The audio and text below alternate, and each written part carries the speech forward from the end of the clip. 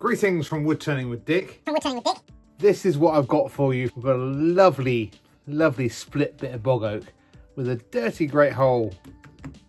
Takes the entire length of the screwdriver. This bit torn away. Looking at the other side, reasonably solid apart from these cracks and bits falling off. Just to show you the base, that's the natural edge here. It's being cut across there. Nice knot. I think chop that through there. I've got a fairly good sized long block for a nice long elegant, would you call it a vase? Long pot, one of those with a natural edge on top. Right, initially let's get that cut across there, I think.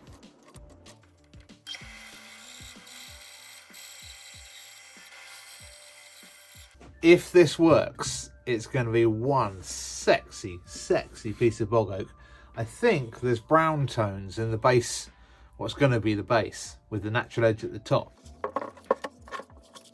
There'll be some big old cracks in this when I turn it. On the big lathe, I think, between centres. It's the bottom that I squared up. I think a bit of sacrificial wood while it's on there between centres. Glue that on. But first, forcing a bit down there through the bark just to give me something nice and firm, because gonna be fun. Is my centre long enough, or am I gonna have to put a bit of sacrificial wood in between there? It's a good question. My tailstock I don't think is going to be long enough by the time I've got to force a bit down through there just to put that between centres. I think something like that down in there will do perfectly. A couple of woodworm holes here and there, but look at the grain in that. I don't know if you can see that very well or not. I suspect it's going to end up very long and very narrow. It's kind of what I'm hoping for the finished piece, because I've got to go past, obviously I've got to get it round, it's currently square. Go past some nasty bits. I'm probably going to find a lot more nasties in there, which might allow me enough structure to turn the outside, but hollowing out might be a different matter, and I may have to brace it up before putting it on the other lathe with the lathe steady. Some stunning stuff going on in there. The light wood down here, a bit boring this side. I think this will definitely be the back side of it, whereas this will be the on display side, despite the woodworm holes that are throughout. 5,000-year-old woodworm though. I think they can be left on display, quite frankly. Nice big crack and split down there. That's going to be fun when I hollow out. Got potential to be a very nice long vessel. I'm sorry, but I can totally see Groot in here. You know, Guardians of the Galaxy, if you've ever seen that film. I guess, strictly speaking, it would be Groot's great times quite a few grandfather, given this is a 5,000-year-old piece of bog oak. I've changed lathes. Got my lathe steady that I use for those little African blackwood pots.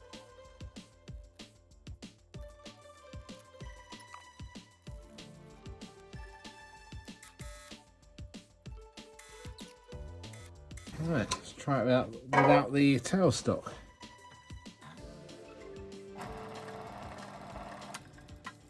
Well, here goes nothing. I'll trim that down a little bit with the bowl gouge. Then I'm going to go at it with my one and only carbide tip.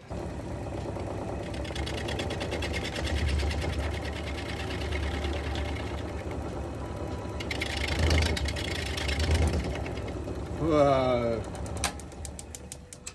Well, I managed to move the lathe steady up a little bit further just by extending the holes for the wheels to come out.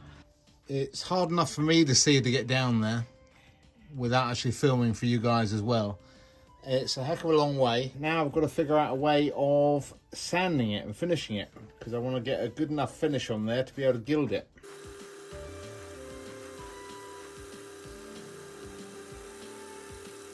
Gotta say, my little invention here is working rather well. It's just a little square I had cut off, a bit of sponge, stapled bit of abranet, just leaning over the end there, so that when I hit the bottom corner, it's not immediately hitting the wood or the sponge. And then on the other end of it, another bit of sponge, a couple of staples in the back there, a couple of staples at the bottom, just for doing the very bottom of the bowl in that bottom corner. And it is working incredibly well, I will admit. And it's actually time to change that down from 80 to 120. Joy. Successfully hollowed out. I just need to tidy up this bark